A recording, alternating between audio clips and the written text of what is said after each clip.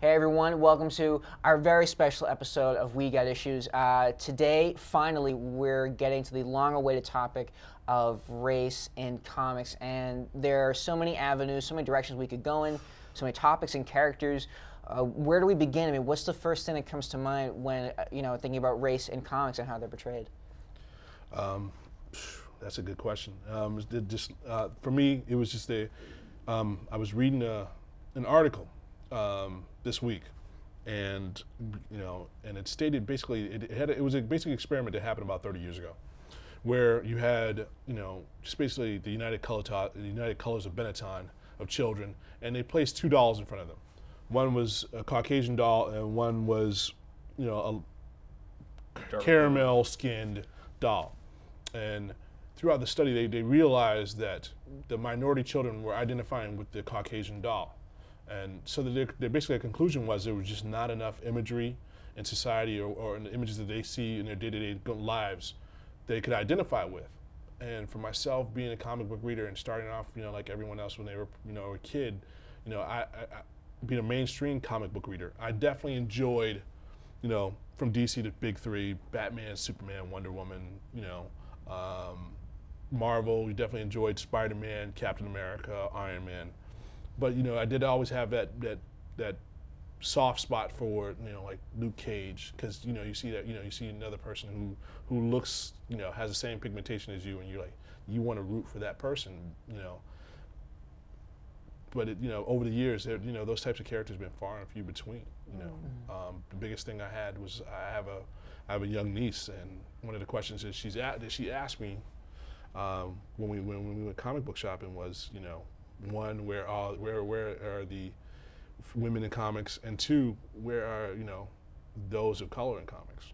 And I had to kind of explain to her, like, what you're gonna have to do if you want to broaden that scope is that if she likes to draw, and you might be one of those people that bring that next level of diversity in comics. It's funny, my dad said something actually very similar to me like that when I was a kid. He's like, well, if you want to see it, then maybe you should start practicing like drawing and stuff, and maybe you can make it happen. I mean, it was very like inspiring and stuff, but it was around the same thing, because I mean, even from when I was a kid to like even now, the only like just female character of color that can come to mind as just being awesome and always being awesome is Storm. Definitely. That's it. Definitely. I mean, everybody else is just.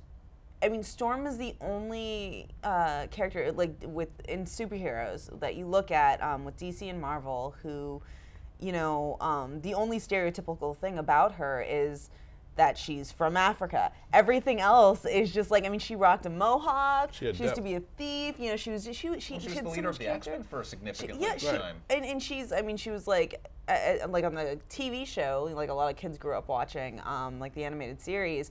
She was like, Professor X's like right-hand person. Right. Like, I mean, it's like her opinion. Sometimes, most of the time, I felt mattered more than even Cyclops's, Right. because it's Storm. I mean, and she was so cool. But other than that, I mean, you got Vixen wearing bones around her neck, talking to animals. You got it's embarrassing.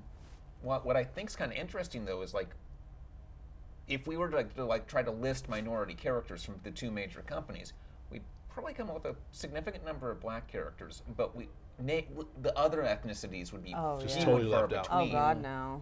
Like off the top of my head, I can think of with Marvel, Forge, who's Native American, Okay. Kitty Pryde, who's ethnically Jewish, and then there you go. How do you handle that? Is that a religion? Is that an ethnicity? That's a whole kettle of fish right there. Mm-hmm. But then even characters could potentially fall in that boat, like Colossus. He's just Russian-esque.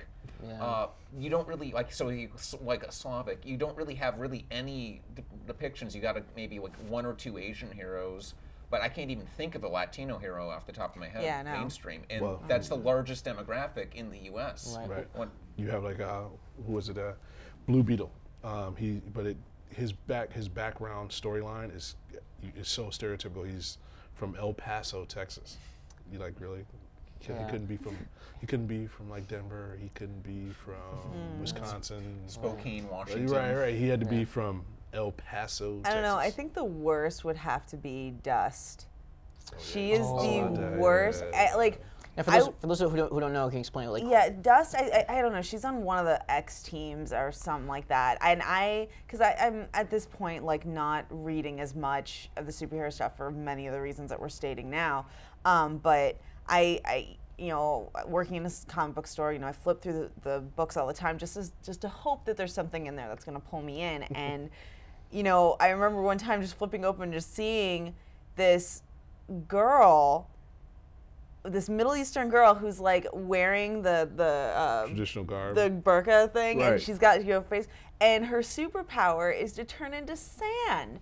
And I just thought that was the most insult. Like I was so baffled that, like, I mean, what year is this? You Yeah. know? Or- And I think they It's a killed race her off. of I don't characters know. that Right. makes it almost more insulting. Right, or I for- was like, are you kidding me? Yeah, the fact that you see like the Native American characters, their characters are, they have these significant tracking abilities. Well, that's the thing, I guess, with Like- all Oh, with I get it. all That's what, like, minority Warpath. characters. That's the thing with all minority characters. Usually, I mean, and I think the Asians get it the worst. You know, but every time you get a minority character, they have to have something. Their power can't just be like, you know, oh, I can, you know, turn invisible, or I can shoot like lasers out of my nipples. It's nothing like just different. It always has to go with something like based on their ethnicity. Right. So, Yeah. you know, if you're you have ancient Chinese secrets, you know, and like it's Samurai. they should Yeah, have an it's Irish character so- with those like Guinness cans of people. Like, his powers to get What's your drunk. miniature Yeah. derby It's like- caps. yeah. My liver regenerates at ungodly speeds. Yeah. But yeah, it's just it's I mean, embarrassing. that's part of it too. Is like it's the depiction of minority characters. It's kind of odd. Like I was actually kind of thinking about this. Like with Marvel, you look at like one of my favorite characters is Doctor Strange, kind of a little bit obscure. Okay. He's an actual doctor. He's an MD. He's a brain surgeon. Look at Iron Man. He's a technocrat. He's an industrialist. He's a self-made millionaire. He builds stuff and like super weapons in his spare time. Genius. Look at Luke Cage. Fought his way out of the ghetto. Yeah. No, fought his way out of jail. Right. Prison He was- escapee from Harlem. Who was Look at wrongly convicted? Look at the Falcon, former pimp. Yeah. I mean, that's the thing is like, you get these just like it just seems to be that they almost like even with the heroes, it's just these very negative stereotypes. They just even- came from the time period. Oh yeah, With, the the, most with, the, of them- with the exception of Black Panther, a lot of new characters just were created in the 70s because films like Shaft and Coffee and a lot of those movies that had done well because the market demanded it. You know, comics just, you know, wanted to capitalize on it. The good news about that is that some of those characters that were created in that era have actually developed depth. So, you know, to Marvel's credit, I have to give them credit when it comes to like a Luke Cage, where they took like the most blaxploitation character ever. Yeah, you know, he had an afro. He talked with slang, but he was hanging out with the Fantastic Four, and it was an He advantage. jacked their ride to go pimp slap Dr. Doom Do for $200. $200. I'm gonna get my money. Sweet Jesus. I mean, sweet Christmas. But now you look at his character now, and his character's developed now that he's a team leader on two superhero teams. One where he's helping out redeem former criminals. That's based on his experience, and then he's leader of a faction of the Avengers, and you know you just so in a sense you're kind of happy to see that. But That's only one character. No, I can tell. There is one. from one company. Yeah. I just thought of like one black character though that I thought, I mean, just from reading like the last 10 years, that I thought was actually very interesting and cool, and it wasn't a safe thing at all. Was the Marvel Max when they did I think it was Supreme Power. Was it Nighthawk? Was that his name? that was that was cool. The interesting. fact that he wasn't a likable guy, and he was so racist. He's like this black guy who's like militantly What was racist, and he will really not help interesting about white that people. character is the way that I remember I was really enjoying that because J. Michael Straczynski had taken a lot of depth to that character, and the way that he was writing him is that you actually saw the cumulative effect of the environment that he was growing up with no real positive role models. Orphaned very violently, he was a Batman twist pretty much. Yeah. Orphaned very early in age, very violently, took some money his father had left him, invested it quite intelligently, he's very driven, very focused, and just couldn't let go of that single incident, his parents being murdered by white supremacists in front of him. But what was interesting is what I liked about that, they didn't try to make him yes, he was an angry black man, but they weren't doing it in like the whole I've been wrong, sort of I'm gonna like the kind of Luke Cage, I'm gonna prove I was framed and I'm gonna get my $200 from a Dr. Doom. He was to a point where it was irrational. I kind of like that they were courageous enough to, one, make an interesting character out of him, and two, make him so terribly flawed. It seems like he was up so until then, it seemed like they were really just afraid to deal with that. Yeah, there's something very unapologetic about his character, and people they don't really do that with a lot of characters. Make them that just it seems that like they're afraid to make dangerous. them real bastards. It's yeah. There's okay, almost like the hooker with a heart of gold conundrum. It's afraid they're afraid to give them too much personality. Or you're going to offend someone. It's oh, gee, I don't like the way this black character's acting. I'm going to write the NAACP. And kind of linking what we're saying now and going back to what you were saying about not having any role models. When I was growing up watching the X-Men and the one, there was Storm, but the one character that I connected with was Rogue, and she was so.